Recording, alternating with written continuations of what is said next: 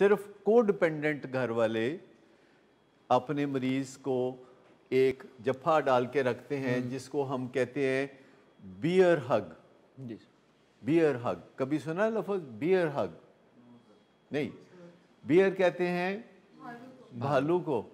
भालू जैसे हर जानवर की कोई ना कोई खसलत या कोई ना कोई खूबी बड़ी ख़ास होती है, तो मुझे बताइए कि गधे की कोई ख़ास क्या हिकमत अमली होती है?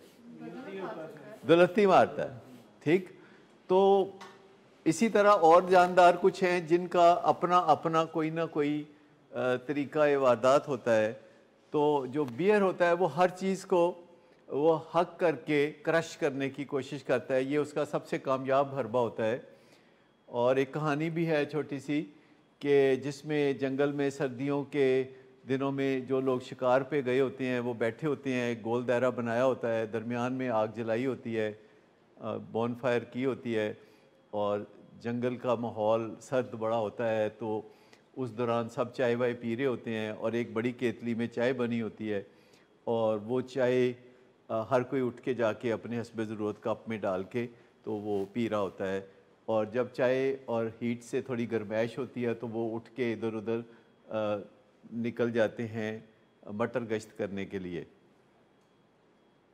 इतने में खाली माहौल देख के और केतली के अंदर से जो भाप उठ रही होती है उस पर नज़र पड़ती है एक भालू की, जो कि कहीं छुप के ये सारा मंज़र देख रहा होता है। और वो आके तो केतली में से जो उबलती हुई भाप है तो उसको जाके तो हाथ लगाता है, तो उसको उससे जलन होती है क्योंकि वो बहुत गर्म होती है। तो वो फ़ौरन केतली को जप्फी डाल लेता है, ज़ोर से जप्फी डाल लेता है। और जब वो केतली को जप्फी डाल लेता है तो उसका सीने के बाल जल जाते हैं। लेकिन बियर को एक ही हरबा आता है कि क्रश कर दो जप्फी डाल के, और वो फिर केतली को जूं जूं अपने साथ वो चिपकाता है तो उसमें से जो गर्म उबलता हुआ पानी और चाय वगैरह है तो वो उसको पूरी तरह जला के राख कर देता है। लेकिन किसी मौके पे भी वो अपनी जप्फी को ढीला नहीं करता। ये कोडिपेंडेंस ये कोडिपेंडेंस है कि जितना जितना तकलीफ़ होती है उतना उतना जो है वो गिरफ्त मजबूत होती चली जाती है।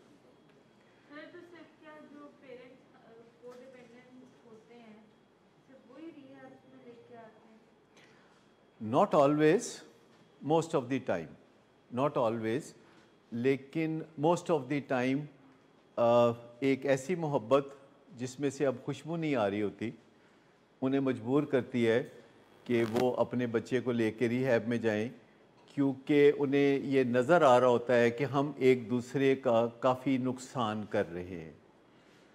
दोनों एक दूसरे के ऊपर ये इल्ज़ाम लगा रहे होते हैं कि तुम मेरा बहुत नुकसान कर रहे हो, तुमने मेरा बेड़ा गर्क कर दिया है। एडिक्ट अपने फैमिली मेम्बर्स को कह रहा होता है कि वो तुसी मेरे नाल की कीता है। कल आप कह रहे थे अपने भाइयों के कि ए तुसी मेरे नाल की कीता है, मैनू इत्थे भिजवाता है, ठीक।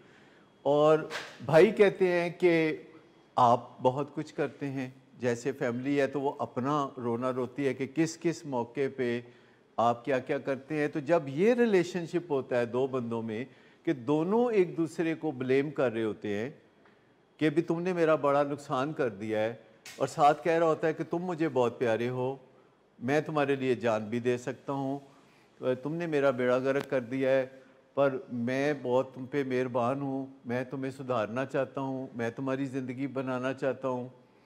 और आपको लगता है कि ये जो मेरी ज़िंदगी बनाने के दावे कर रहे हैं लोग, यही हैं जो मेरे सबसे बड़े दुश्मन हैं, यही हैं, इन्होंने मेरी ज़िंदगी का बेड़ा गर्क किया है।